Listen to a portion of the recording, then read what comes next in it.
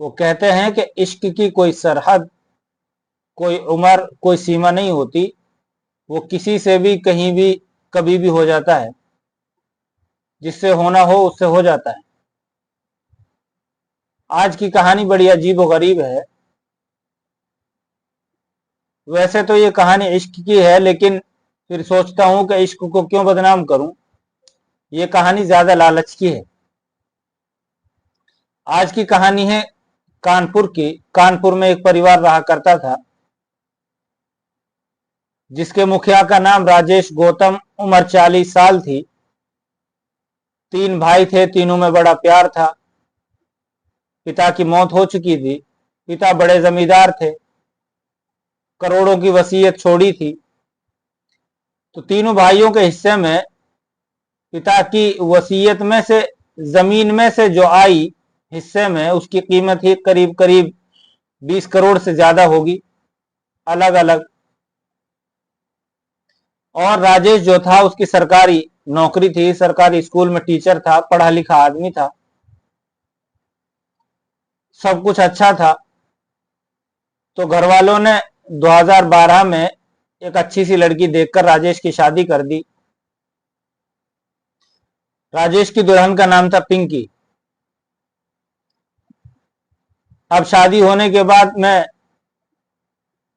अब शादी होने के बाद में वक्त अच्छा बीतता है। उसके बाद में राजेश और पिंकी को 2 बच्चे होते हैं, 2 बेटे होते हैं। फाइनेंशियली भी मजबूत थे, तो किसी चीज की कोई परेशानी नहीं, कोई दिक्कत नहीं। और कभी कोई बात ऐसी सुनने में भी नहीं आई। अब राजेश जो था, उसका ये था कि सुबह सवेरे उठता और स्कूल जाता। स्कूल से करीब आता 3:30, सवा 3:30 बजे। उसके बाद में, क्योंकि जमीनें बहुत थी, तो उसका एक प्रॉपर्टी डीलिंग का बिजनेस भी था, तो उसे वक्त दिया करता था। और उसकी एक आदत ये थी कि वो रोजाना सुबह सवेरे उठता और मॉर्निंग वॉक के लिए जाता था। अब जैसे जैसे बच्चे बड़े होने लगे, तो बच्चों को भी अपने साथ ले जाता मॉर्निंग वॉक के लिए। इसी बहाने उनसे बातें भी कर लिया करता था। तो वक्त बीतता रहा, सब कुछ अच्छा चलता रहा। साल आता है 2020 का। शादी को 8-9 साल हो चुके थे। कोरोना काल चल रहा था। तो 2020 से 2021 आता है। 2021 में अब राजेश के पास एक प्लॉट थी कानपुर में। बड़ी प्लॉट थी, कीमत भी अच्छी खासी थी। तो राजेश सोचता है कि इस पर कोई फ्लैट टाइप या कोई कोठी बनवा दी जाए, जो बाद में काम आए। पैसों वगैरह की कोई दिक्कत थी नहीं। तो राजेश उस प्लॉट पर कंस्ट्रक्शन का काम शुरू करा देता है।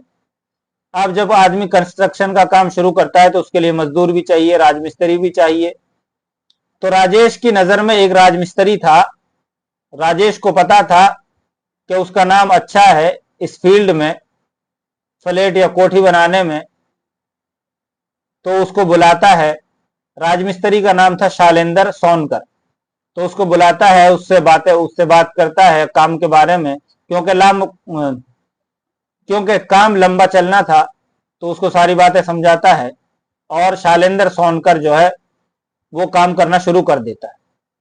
अब जब काम करना शुरू करता है, तो शालेंद्र का जो राजेश के घर आना जाना भी नॉर्मल हो गया। अब शालेंद्र का घर कभी पैसों के लिए, कभी सामान के लिए, कभी किसी और चीज के लिए। तो अब शालेंद्र का जो है, वो राजेश के घर आना जाना आम बात हो गई। अब ये सिलसिला चलता रहा। कुछ दिन बीत गए। तो फिर हुआ यूं कि शालेंद्र का जो राजेश के घर आना जाना था, तो शालेंद्र की जो पत्नी थी पिंकी, तो पहले आने जाने के दरमियान दोनों की दोस्ती होती है। फिर दोनों के अंदर प्यार होता है, नजरें मिलती हैं, और दोनों के अंदर प्यार हो जाता है। अब प्यार परवान चढ़ता है। अब राजेश का ये था कि सुबह सवेरे स्कूल जाना, और 3-3:30 बजे स्कूल से आना और उसके बाद अपने प्रॉपर्टी डीलिंग का जो उसका धंधा था उसे वक्त देना। तो रात को आते आते 7-8 बज जाते थे। राजेश का जो ज्यादा वक्त था वो घर के बाहर ही गुजरता था, अपने काम के सिलसिले में, प्रॉपर्टी डीलिंग का जो बिजनेस था उसको वक्त देने में, और स्कूल के अंदर। अब दोनों को मिलने में कोई परेशानी नहीं, कोई दिक्कत नहीं। अब दोनों मिलने लगे तो ये सिलसिला चलता रहा। तो जो राजेश के जो पड़ोसी थे उन्होंने एक चीज नोटिस की कि शैलेंद्र का राजेश के घर कुछ ज्यादा ही आना जाना है। ये चीज पड़ोसियों ने नोट की सबसे पहले, क्योंकि शैलेंद्र का कोई वक्त नहीं था राजेश के घर आने जाने का। वो आता और घंटों घंटों अंदर रहता। ये चीज पड़ोसियों ने नोटिस की। अब जब पड़ोसियों ने ये चीज नोटिस की तो बात फैली, और जब बात फैली तो राजेश के कानों में भी बात गई। अब राजेश को जो है शक हुआ, तो राजेश ने शैलेंद्र के ऊपर नजर रखना शुरू की, और राजेश ने शैलेंद्र को एक बात कही कि अगर तुम्हें किसी भी चीज की जरूरत पड़े, पैसों की या सामान की, किसी भी चीज की जरूरत पड़े तो तुम मेरे घर मत जाना, तुम मुझे बताना, घर जाने की जरूरत नहीं है। अब राजेश ने शैलेंद्र को मना कर दिया, लेकिन शैलेंद्र का क्या था कि वो राजेश के मना करने के बावजूद भी वो राजेश के घर जाता। अब जब शैलेंद्र घर जाते नहीं माना तो राजेश का शक जो है वो यकीन के अंदर बदल गया। अब एक रोज राजेश क्या करता है, शैलेंद्र को बुलाता है, उसका हिसाब करता है, उसका जो लेना देना था उसे देता है, और उससे कहता है कि आज के बाद तुम काम पर मत आना,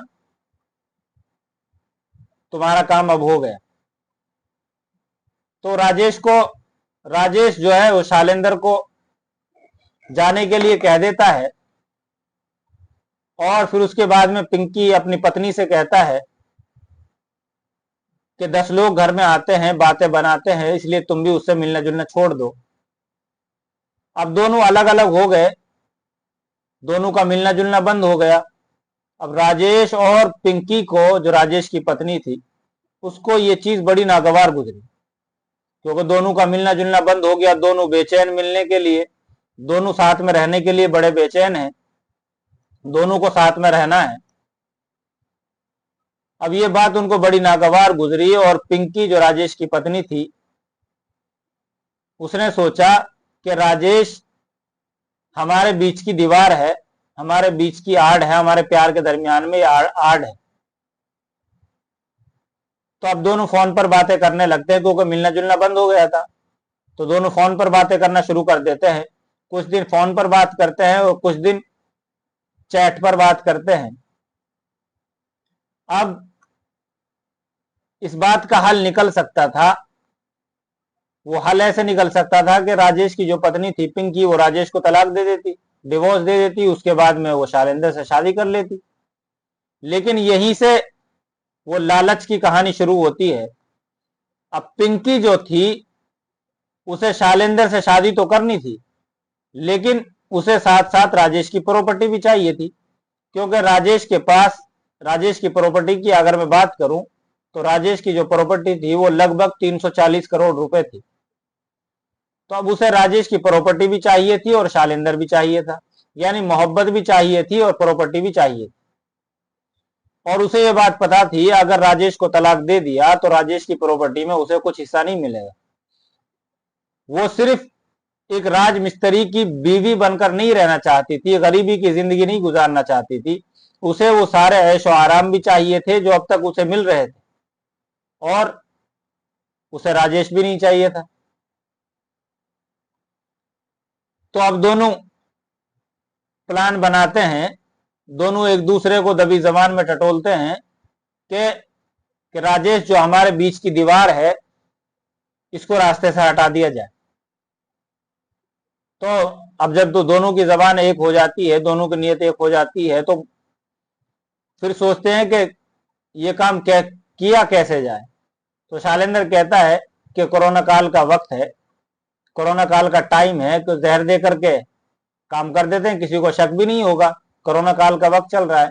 तो शैलेंद्र एक दिन पिंकी को जहर ला करके दे देता है, और पिंकी जो है वो राजेश के खाने में जहर मिलाकर उसको खिला देती है। अब जैसे ही राजेश वो खाता है तो उसकी तबीयत बिगड़ती है और उसको आनन फानन में हॉस्पिटल ले जाया जाता है। डॉक्टर उसका ट्रीटमेंट करते हैं, इलाज करते हैं, लेकिन डॉक्टरों को जहर के बारे में नहीं पता चलता। ट्रीटमेंट होता रहता है और राजेश की तबीयत जो है वो सुधरने लगती है। अब घर वाले कहते भी हैं कि शायद किसी ने कुछ खिला पिला दिया हो, लेकिन जब राजेश की तबीयत सुधरने लगी तो कुछ दिन के बाद राजेश वो सही होकर के घर आ जाता है। तो घर वाले भी इस बात को जो है आई गई कर देते हैं कि चलो अब राजेश की तबीयत तो ठीक हो गई, राजेश ठीक हो गया होगा वैसे ही कोई बीमारी, तो अब बात आई गई हो गई। तो अब पिंकी को लगा कि पहला प्लान तो फेल हो गया। अब पिंकी कहती है कि दोबारा जहर नहीं दे सकते, क्योंकि पढ़ी लिखी फैमिली थी, पिंकी भी पढ़ी लिखी और सारी फैमिली भी पढ़ी लिखी थी। अगर दोबारा जहर दिया और दोबारा से तबीयत बिगड़ी तो कहीं घर वाले जांच ना करा लें, कोई चेकअप वगैरह ना करा लें तो हमारा राज खुल जाएगा। तो उसके बाद करते क्या है कि पिंकी कहती है कि कोई सुपारी किलर हायर करो, कोई सुपारी किलर को ढूंढो, क्योंकि राजेश के पास प्रॉपर्टी बहुत थी, साथ साथ में प्रॉपर्टी डीलिंग का बिजनेस भी था। तो लोगों को लगेगा कि इस धंधे में दुश्मनी भी होती है, तो किसी दुश्मन ने मार दिया होगा, मरवा दिया होगा, तो लोगों को हम पर शक नहीं हो। तो उसके बाद में शालेंदर जो है वो 2 सुपारी किलर को लाता है, उनसे बातचीत हो जाती है। सुपारी किलर से 4 लाख रुपए में बात डन हो जाती है, लेकिन सुपारी किलर कहते हैं कि हमें पैसे पहले चाहिए। अब पिंकी इतनी उतावली थी, क्योंकि पैसे की कोई दिक्कत थी नहीं, पिंकी इतनी उतावली थी कि 4 लाख रुपए वो निकाल करके सुपारी किलर को दे देती है। और सुपारी किलर कुछ दिन का टाइम मांगते हैं, वो कहते हैं इतने टाइम में तुम्हारा काम हो जाएगा। लेकिन जब टाइम गुजर जाता है, टाइम जब खत्म हो जाता है, तो पिंकी और शालेंदर के जो है ये लगता है कि काम हुआ नहीं है, तो वो फोन करते हैं, उनका फोन नहीं लगता सुपारी किलर का, तो उनको ढूंढते हैं। शालिंदर उनको ढूंढता है लेकिन वो नहीं मिलते। वो जल्दी इस बात को जान जाते हैं कि हमको बेवकूफ बना गए और हमारा पैसा वो लेकर भाग गए। अब वो कंप्लेंट भी नहीं कर सकते थे, क्योंकि उन्हें पता था अगर कंप्लेंट की तो हम खुद ही फंस जाएंगे। तो कुछ 1-2 लोगों से और बातचीत की, 1-2 सुपारी किलर से और बातचीत की, लेकिन बात नहीं बन सकी, क्योंकि अब वो थोड़े चौकन्ने भी हो चुके थे, क्योंकि उनको पहले उनके पैसे लेकर के भाग गए थे। तो इसलिए वो सुपारी किलर से बात करने में थोड़े चौकन्ने भी हो गए थे, लेकिन बात नहीं बनी। तो पिंकी कहती है कि क्यों हम किसी दूसरे के भरोसे पर रहें, खुद ही इस काम को करते हैं, श्योरिटी भी रहेगी। क्योंकि पिंकी ये भी श्योर करना चाहती थी कि राजेश मरा है या नहीं। तो प्लानिंग करते हैं कि कैसे किया जाए। तो पिंकी कहती है कि इसको एक रोड एक्सीडेंट दिखाएंगे कि लोगों को शक भी नहीं होगा हमारे ऊपर, क्योंकि हमारे यहाँ रोजाना, हमारे देश में रोजाना जो है बहुत सारे रोड एक्सीडेंट होते हैं, तो ये आम बात है, तो लोगों को शक भी नहीं होगा। तो अब राजेश की गाड़ी से ही राजेश को कुचल नहीं सकते थे। तो पिंकी कहती है कि अगर राजेश को राजेश की गाड़ी से कुचलेंगे तो फिर शक हम पर ही जाएगा। तो फिर पिंकी शालिंदर को कहती है कि एक गाड़ी खरीदो, एक गाड़ी देखो सेकंड हैंड। तो एक सेकंड हैंड इको खरीदते हैं और उसका नंबर प्लेट वगैरह चेंज करते हैं। अब सारी चीजें तैयार कर लेते हैं गाड़ी वगैरह खरीद करके, लेकिन फिर इतने में एक चीज और उन्हें याद आती है कि कोई बैकअप प्लान भी होना चाहिए, कि अगर वो गाड़ी ये करते टाइम अगर वो गाड़ी बंद पड़ गई तो वहां से भागने के लिए क्या रास्ता होगा। तो फिर पिंकी कहती है कि एक गाड़ी और खरीदते हैं, अगर वो गाड़ी बंद पड़ जाती है तो हम उस गाड़ी से निकल करके उस दूसरी गाड़ी से वहां से फरार हो जाए। तो फिर वो दूसरी गाड़ी खरीदते हैं। तो सारी प्लानिंग हो जाती है। तो अब बात ये रह जाती है कि मारा किस दिन जाए, ये काम किस दिन किया जाए। तो पिंकी कहती है कि शालेंदर से कि राजेश जो है रोजाना मॉर्निंग वॉक के लिए जाता है, तो वो मॉर्निंग वॉक के लिए जाएगा तो हम ये काम करेंगे। लेकिन अब उन्हें यह था कि और दिनों में भीड़ ज्यादा होती है, तो वो दिन तय करते हैं सैटरडे का, क्योंकि सैटरडे को वीकेंड शुरू हो जाता है, लोग भी कम होते हैं। लोग ये सोचते हैं कि अगर आज मॉर्निंग वॉक नहीं किया तो कौन सी बड़ी बात है, तो सैटरडे का दिन तय करते हैं। क्योंकि सैटरडे को लोगों की भीड़ कम होती है, ट्रैफिक भी कम होता है, दुकानें भी कम खुलती हैं, तो इसलिए वो सैटरडे का दिन तय करते हैं। लेकिन अब पिंकी को यह है, पिंकी को पता था कि राजेश जो है वो बच्चों को भी लेकर के जाता है मॉर्निंग वॉक के लिए। तो अब पिंकी को यह है कि बच्चों को किसी तरह रोकना है, कि बच्चों को उस दिन ना ले जाए राजेश। अब देखो कि पिंकी बच्चों को तो बचाना चाहती थी, लेकिन राजेश को मारना चाहती थी।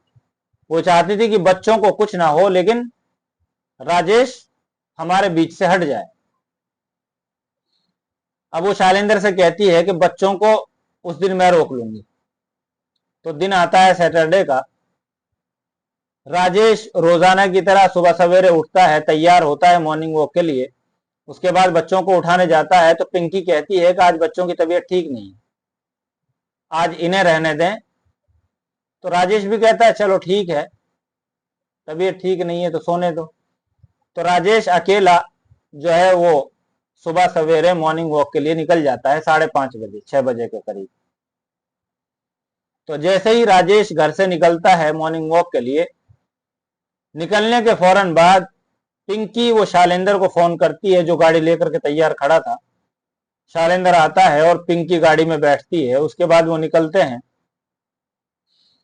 अब राजेश बेखबर बेफिक्र जो है मॉर्निंग वॉक कर रहा है। अब राजेश बेफिक्र होकर के मॉर्निंग वॉक कर रहा है, और शैलेंद्र और पिंकी जो है वो इको से निकलते हैं, और पीछे पीछे उनके एक गाड़ी जो उन्होंने दूसरी गाड़ी खरीदी थी बैकअप प्लान के तौर पर, वो उस गाड़ी को फॉलो कर रही, इको को। अब राजेश बेफिक्र होकर, इतने में एक गाड़ी पीछे से तेज रफ्तार एक गाड़ी आती है और वो राजेश को टक्कर मारती है। राजेश एक्सीडेंट इतना भयंकर था कि राजेश हवा में उछलता है और उसके बाद रोड पर गिरता है, सर जमीन पर लगता है। तो वहां जो लोग थे चश्मदीद, उन्होंने देखा कि एक कार ने राजेश को टक्कर मारी। अब हुआ यूं कि वो गाड़ी जिससे टक्कर मारी थी, वो गाड़ी वो इको वो वहां पर फंस गई, बंद हो गई। अब उन्होंने बैकअप प्लान के तौर पर जो गाड़ी ली थी वो उतरते हैं उस गाड़ी में से, और उस गाड़ी में बैठकर वहां से फरार हो जाते हैं। अब लोगों ने देखी ये बात कि कुछ लोग गाड़ी से उतरे और दूसरी गाड़ी में बैठकर वहां से फरार हो गए। अब जो चश्मदीद थे वो आए, उन्होंने राजेश को देखा, पुलिस को फोन किया, पुलिस आती है और एम्बुलेंस को फोन करती है। एम्बुलेंस से राजेश को हॉस्पिटल पहुंचाया जाता है। तो वहां पर डॉक्टर कहते हैं कि अब तो देर हो चुकी है, तो राजेश की डेथ हो चुकी थी। अब पुलिस वाले जो है राजेश के घर वालों को फोन करते हैं। इतने में पिंकी हादसे के फौरन बाद वो घर पहुंच चुकी थी। घर वालों को फोन किया जाता है, घर वाले इस बात को एक्सेप्ट ही नहीं कर पाते। तो घर में रो रो कर सबका बुरा हाल, घर में मातम पसर गया। अब पहली नजर में पुलिस जो है इसको रोड एक्सीडेंट का केस समझ करके वो एफआईआर दर्ज करती है। अब राजेश की डेड बॉडी जो है वो पुलिस राजेश के घर वालों को दे देती है। जब पुलिस सीसीटीवी फुटेज चेक करती है तो पहले दिन ज्यादा सीरियसली नहीं लेती, क्योंकि पुलिस ने भी इसको रोड एक्सीडेंट के तौर पर इस केस को फाइल किया था, तो ज्यादा सीरियसली नहीं लेती। वो देखती है कि एक गाड़ी आती है और राजेश को ठोक देती है, राजेश को टक्कर मार देती है। तो वो इसी सिलसिले में उसमें कार्रवाई होती है, पुलिस की तहकीकात होती है।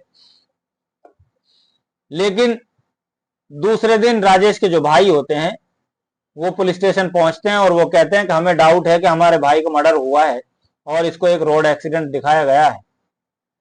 अब पुलिस वाले तो कान खड़े होते हैं, वो कहते हैं कि तुम्हें क्यों शक है भाई, तुम्हें ऐसा क्यों लगता है? तो वो कहते हैं कि हमारे भाई को कुछ दिन पहले भी जहर देकर मारने की कोशिश की गई थी। फिर वो अपने भाभी के बारे में बताते हैं कि हमें अपने भाभी पर शक है कि उसका एक शालिंदर नामी राजमिस्त्री था, उसके साथ उसके करीबी रिश्ते हैं, तो उसको पहले भी मारने की कोशिश की गई है। अब पुलिस दोबारा से सीसीटीवी फुटेज वो खंगालती है तो पुलिस देखती है दूसरे एंगल से कि जिस गाड़ी ने राजेश को टक्कर मारी है, दूसरे एंगल से जब देखती है पुलिस तो उसमें दिखता है कि उस गाड़ी को एक गाड़ी फॉलो कर रही है दूसरी। और क्योंकि वहां जो चश्मदीद थे उन्होंने भी बताया था उस गाड़ी में से उतर करके दूसरी गाड़ी में फरार हुए हैं कुछ लोग। तो पुलिस उसके बाद में राजेश का सीडीआर निकालती है, राजेश की कॉल डिटेल खंगालती है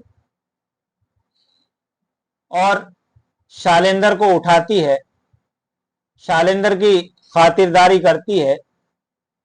तो उसके बाद में शालिंदर तोते की तरह बोलना शुरू करता है, वो सारी बातें बता देता है। उसके बाद में पुलिस पिंकी के कॉल डिटेल खंगालती है। तो जो पिंकी के कॉल डिटेल में जो पहला नंबर जो मिलता है 5:30 से और 6 के बीच में, तो पुलिस के कान खड़े होते हैं कि इतनी सुबह सुबह पिंकी ने किसको फोन किया और क्या जरूरत पड़ी इतनी सुबह सुबह फोन करने की। तो वो जो नंबर था सबसे पहला, उस नंबर की पुलिस कॉल डिटेल निकालती है तो पुलिस को मिलता है कि वो नंबर शालिंदर का है। फिर अब पुलिस को ये बात, क्योंकि शालिंदर ने भी अब वो एक्सेप्ट कर लिया था और पिंकी के कॉल डिटेल से भी ये बात सामने आ गई, तो पुलिस पिंकी को उठाती है और पिंकी से सख्ती से पूछताछ करती है। तो उसके बाद पिंकी भी अपना जुर्म एक्सेप्ट कर लेती है। अब दोनों पुलिस की हिरासत में हैं। तो पिंकी ने जिस दौलत की लालच में, जिस दौलत को पाने के लिए ये सब काम किया, अब सारी जिंदगी वो दौलत उसको नहीं मिलेगी। और जिस शालिंदर से और जिस प्यार को पाने के लिए उसने ये खेल रचा, वो प्यार भी अब उसको जिंदगी भर नहीं मिलेगा। दो छोटे छोटे बच्चे वो अनाथ हो गए क्योंकि पिता का साया पहले ही उठ चुका है और अब मां भी सारी जिंदगी सलाखों के पीछे रहेगी। तो ये थी आज की कहानी। फिर मिलते हैं किसी नई कहानी के साथ। तब तक अपना और अपनों का ख्याल रखिए। बहुत बहुत शुक्रिया।